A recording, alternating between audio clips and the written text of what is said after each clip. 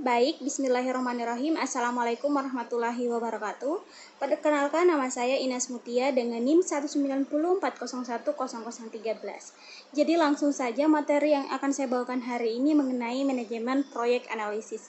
Nah, manajemen proyek adalah suatu penerapan ilmu pengetahuan atau keahlian dan juga keterampilan secara teknis yang terbaik serta dengan sumber data yang terbatas untuk mencapai sasaran atau tujuan yang ditentukan. Nah, semakin maju peradaban manusia, semakin canggih juga kompleks proyek yang dikerjakan dapat juga melibatkan pengguna atau sumber daya dalam bentuk tenaga manusia. Nah, kebutuhan dari masyarakat dipenuhi sehingga cara pengelolaan metode serta teknik yang paling baik adalah penggunaan sumber daya yang benar-benar efektif dan efisien dalam pemenuhan manajemen proyek ini. Dan yang kedua, materi analisis investasi. Analisis investasi ini adalah perencanaan finansial yang baik dimulai dengan memiliki fondasi pengetahuan yang kuat tentang investasi.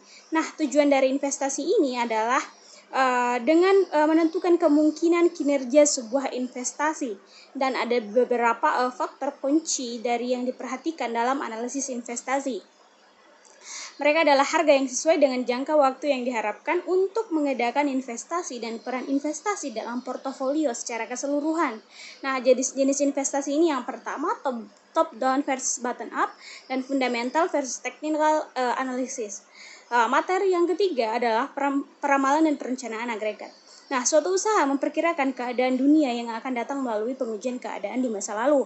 Sedangkan perencanaan agregat merupakan suatu metode pendekatan untuk menentukan kuantitas dan waktu produksi pada jangka waktu yang menengah.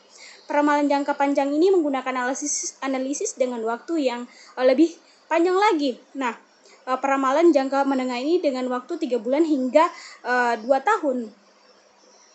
Dan peramalan jangka pendek yaitu dengan jangka waktu 0 hingga 3 bulan. Nah, di materi keempat adalah pemilihan lokasi. Dalam pemilihan lokasi ini, keputusan strategi lokasi memiliki pengaruh langsung terhadap biaya operasional suatu unit usaha tersebut. Beberapa pertimbangan dan faktor yang mempengaruhi keputusan lokasi, keinginan perusahaan, segi-segi yang menarik dari wilayah itu, ketersediaan tenaga kerja, biaya, serta sikap terhadap serikat pekerjanya, juga keperluan listrik, air, dan sebagainya. Materi kelima, saya akan bawakan materi mengenai desain produk dan jasa, serta sikap terhadap serikat pekerjanya, juga keperluan listrik, air, dan sebagainya. Materi kelima, saya akan bawakan materi mengenai desain produk dan jasa. Desain produk adalah proses penciptakan produk baru yang akan dijual oleh perusahaan untuk pelanggannya. Desain jasa adalah sesuatu yang diproduksi dan dikonsumsi secara bersamaan. Pentingnya desain produk bagi perusahaan adalah menentukan pula keberhasilan atau kegagalan dari ranah bisnis. Perusahaan akan mengutamakan proses serta pengembangan ide dari desain pada pelayanan atau barang yang diproduksi tersebut. Nah, materi keenam, kapasitas produksi merupakan hasil produksi maksimum yang dapat diproduksi atau dihasilkan dalam suatu waktu tertentu.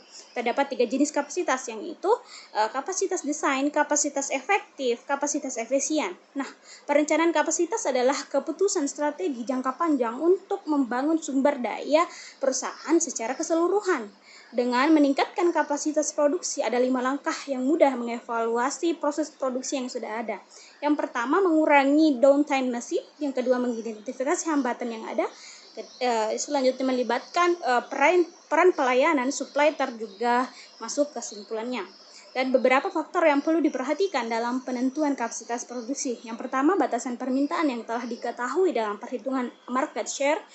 Kemudian tersedianya kapasitas mesin dan teknis atau ekonomis, juga jumlah dan kemampuan tenaga kerja pengelola proses produksi.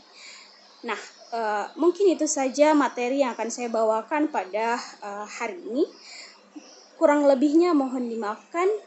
Saya akhiri. Wassalamualaikum warahmatullahi wabarakatuh.